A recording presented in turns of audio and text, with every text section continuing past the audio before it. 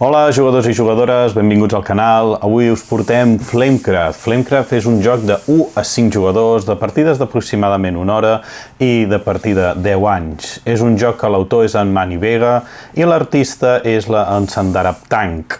L'editorial que ens ho porta és Cardboard Alchemy i aquí ens ho porta Maldito Games, al castellà.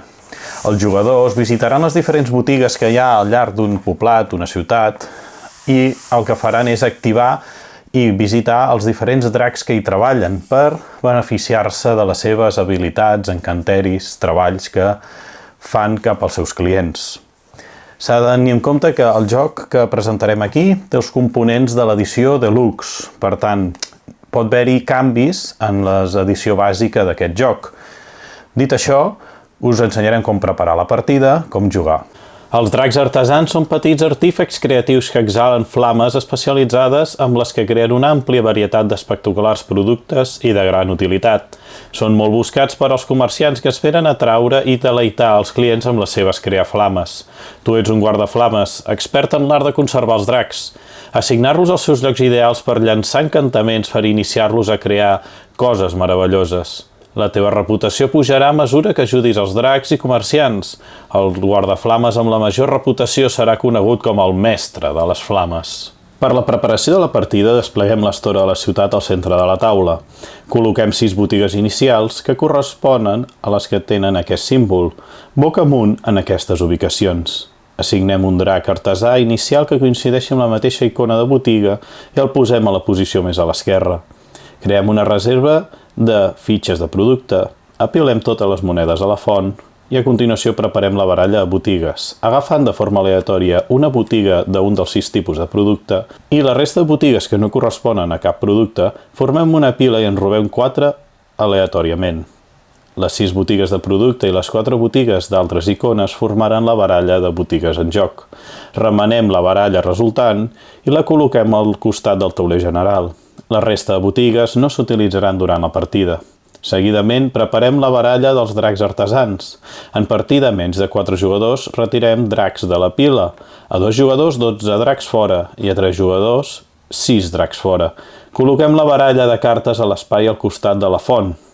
Revelem les 5 primeres cartes i les col·loquem a la zona del parc. A l'altre costat de la font, posem la baralla ben remenada de cartes de dracs selectes. A continuació, escollim una baralla d'encanteris morats o daurats. En partides inicials es recomanen els morats. Remena la baralla escollida i col·loquem a l'espai d'indicat dintre del trac de reputació. Es revelen les 5 primeres cartes. Cada jugador escull un color i agafa el seu drac, el marcador reputació i la carta d'ajuda. Escollim el jugador inicial i col·loquem el marcador reputació en el trac de reputació al costat del valor 1. Cada jugador agafa 3 dracs artesans, 2 dracs selectes i d'aquests últims se'n queda un i l'altre el descarta. En partides de 4 o 5 jugadors, els jugadors quart i cinquè respectivament agafen de la reserva una fitxa de producte a la seva elecció. El teu objectiu és convertir-te en el guardaflames amb més renom i èxit de la ciutat. Augmenta la teva reputació visitant botigues per col·locar dracs artesans, llança encantaments i assoleix els objectius dels teus dracs selectes secrets. Els jugadors es tornen en el sentit de les agulles del rellotge, començant pel primer jugador escollit en la preparació.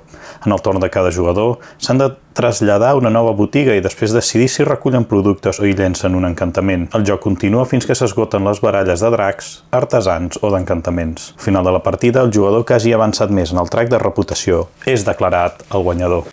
Un torn en Flamecraft està compost per les fases que descriurem detalladament a continuació.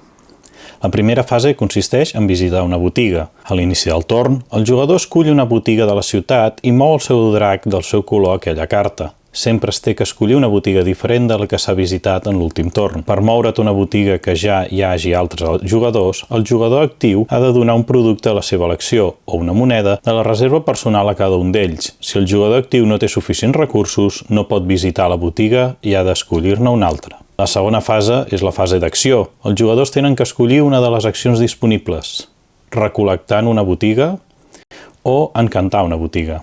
Si els jugadors escullen recol·lectant una botiga, tenen que seguir els següents passos. Primer, recol·lecta tots els productes que es mostren a la botiga, també els productes que indiquen els dracs artesans i els encantaments. Podrien arribar a obtenir beneficis diferents a recursos com monedes o dracs artesans. En segon lloc, els jugadors poden assignar un drac artesà de la seva mà a un espai de drac de la botiga buit i que coincideixi la icona de l'espai amb el tipus de drac. Un cop posat el jugador obté la recompensa, que pot ser punts de reputació, robar un drac selecte, robar un drac artesà o monedes. Si en algun moment una botiga queda plena de dracs artesans, el jugador té que robar una nova botiga de la baralla i sense mirar-la posar-la boca avall en qualsevol espai buit de botigues de la ciutat. Al final del torn es revelarà. En tercer lloc, els jugadors poden activar el foc d'un drac artesà de la mateixa botiga. Pot ser el mateix drac que el jugador acaba de jugar. En quart lloc, el jugador pot activar l'habilitat de la botiga. Si un jugador escull encantar una botiga, el jugador actiu escull una carta d'encantament disponible en el tauler central i que coincideixi amb la icona de la botiga.